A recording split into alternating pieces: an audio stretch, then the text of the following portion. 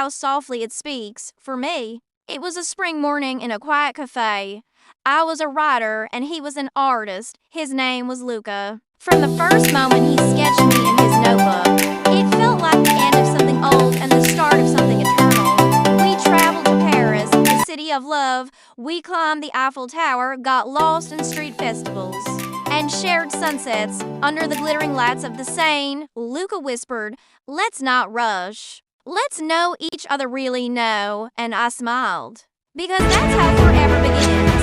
Our love was a masterpiece in motion. Then she appeared, Mafia, an old classmate of Luca's, now one of the richest women in the world. She was magnetic, elegant, and seemed almost angelic, always quoting scripture and donating to charity. She embraced us both with open arms, calling us friends.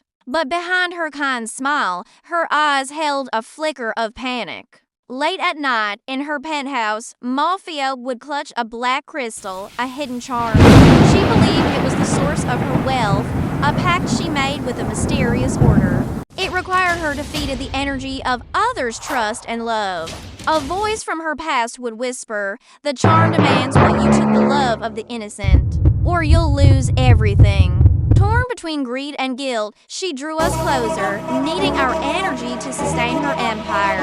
She began flattering Luca, inviting him to private sessions, her motives blurring. I felt a spiritual heaviness, a sense that something was deeply wrong. One evening, I overheard her whispering, "Once they sign, once their hearts are bound to my name, the balance will return." It wasn't magic.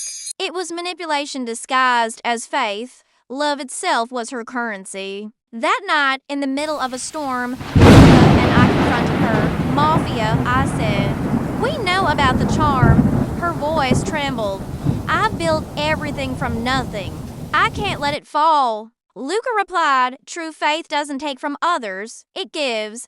I stepped closer. "You've chained yourself to fear. Let go, let the light in." With a final, broken sob, she hurled the crystal out the window and it shattered far below.